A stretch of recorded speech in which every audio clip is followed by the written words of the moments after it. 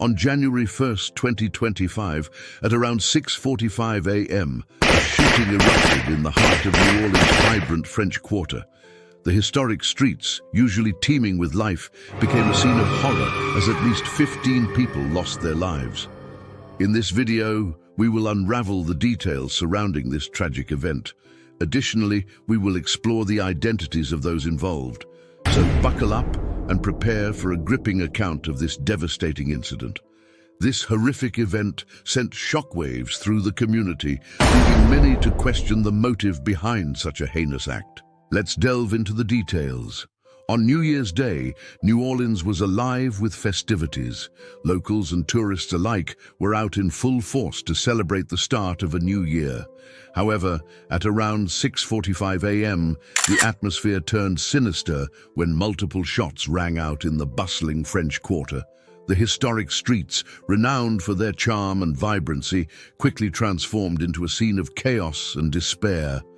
As emergency services rushed to the scene, they were met with a heartbreaking sight.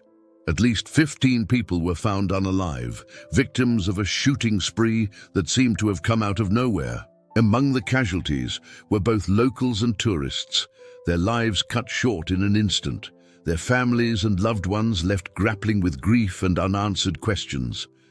The motive behind the shooting remained a mystery, leaving many to speculate about the deranged mind that could carry out such a brutal attack. In response to this appalling incident, authorities launched an extensive investigation. Law enforcement officers worked tirelessly to piece together the events leading up to the shooting and to identify the perpetrator or perpetrators responsible. They combed through security footage, interviewed witnesses, and pursued every possible lead in an effort to bring justice to the victims and their families. Amidst the grief and uncertainty, the community of New Orleans rallied together. Residents and business owners came forward offering support and resources to aid in the recovery process. The city stood united in the face of adversity, determined to heal and move forward together. As the investigation progressed, disturbing details began to emerge. It was revealed that the shooting may have been a targeted attack, with the victims seemingly chosen at random. The motive, according to some online posts, was terror.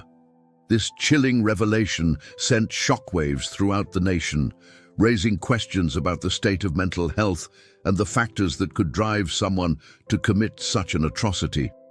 Authorities were faced with the daunting task of not only apprehending the suspect, but also understanding the complexities of the case.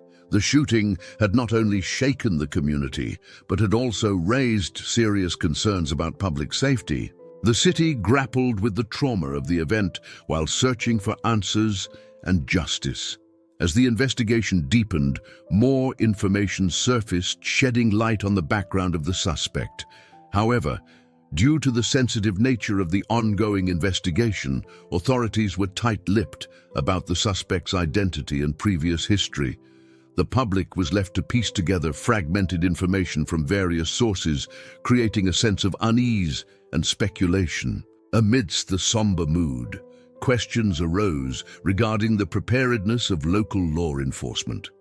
Some questioned whether authorities could have foreseen the attack and taken preventative measures. The incident sparked a broader conversation about gun control and mental health awareness. As the community mourned the loss of innocent lives, calls for stricter regulations and support services grew louder. The tragedy served as a stark reminder of the urgent need for comprehensive reform. In the aftermath of the shooting, the city of New Orleans came together to heal and support one another. Community members organized vigils and prayer services to honor the victims and offer condolences to the grieving families. The power of unity and resilience shone through the darkness as people from all walks of life stood together in solidarity.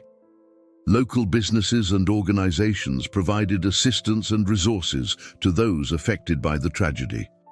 Food banks, clothing drives, and fundraising campaigns emerged, demonstrating the compassion and generosity of the community. As the investigation reached a pivotal point, authorities announced the arrest of a suspect. I want to say a big thank you to you for sticking with me up to this point, and the best way to support us is by first liking the video and subscribing, then share to a friend. Thanks for your kind heart. Let's get back to the video. After days of searching, law enforcement officials apprehended the individual believed to be responsible for the shooting. The news brought a sense of relief and closure to many, but it did little to ease the pain of the city's collective trauma.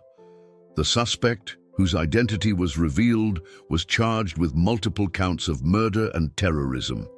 The charges carried heavy penalties, but for many, they did not seem sufficient retribution for the lives that were lost. In court, the suspect's defense attorney entered a not guilty plea on his behalf. The attorney argued that there were inconsistencies in the evidence and that reasonable doubt existed regarding his client's guilt. The defense claimed that there were other potential suspects and that the police had focused solely on their client, ignoring other leads.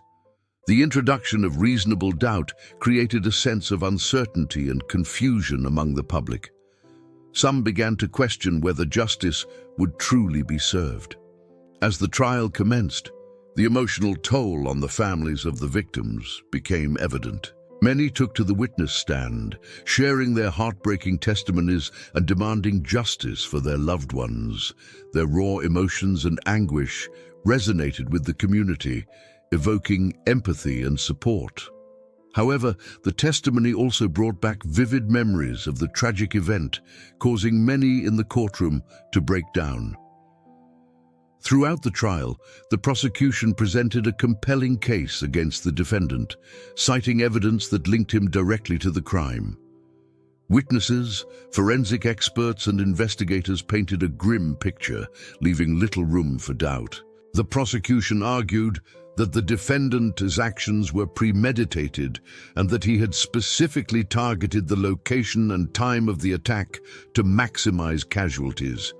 They emphasized the senselessness of the crime and the devastating impact it had on the community. However, the defense continued to maintain their client's innocence, highlighting alleged flaws in the investigation. They argued that the police had ignored other potential suspects and had tunnel vision on their client, leading to a rush to judgment. The defense also pointed to inconsistencies in witness statements and questioned the reliability of the evidence. As the trial reached its climax, the jury began their deliberations. The weight of the decision rested on their shoulders. They had to examine the evidence, listen to the testimonies, and determine the defendant's guilt beyond a reasonable doubt. The community waited with bated breath, hoping for a just verdict. After several days of deliberation, the jury returned with a verdict. The defendant was found guilty on all counts, including murder and terrorism. A collective gasp echoed through the courtroom as the words "guilty" rang out. The families of the victims, who had waited patiently for justice, felt a sense of relief and closure. Finally, justice seemed to be within reach. However, the road to justice was not over. The sentencing phase loomed ahead, during which prosecutors would argue for the harshest penalties. They called for the defendant to be given multiple life sentences without the possibility of parole, arguing that his actions warranted the maximum punishment. The defense, on the other hand, pleaded for leniency, citing alleged mitigating circumstances. They argued that the defendant had no prior criminal record and that he had shown remorse for his actions. Ultimately, the judge had the final say in determining the sentence.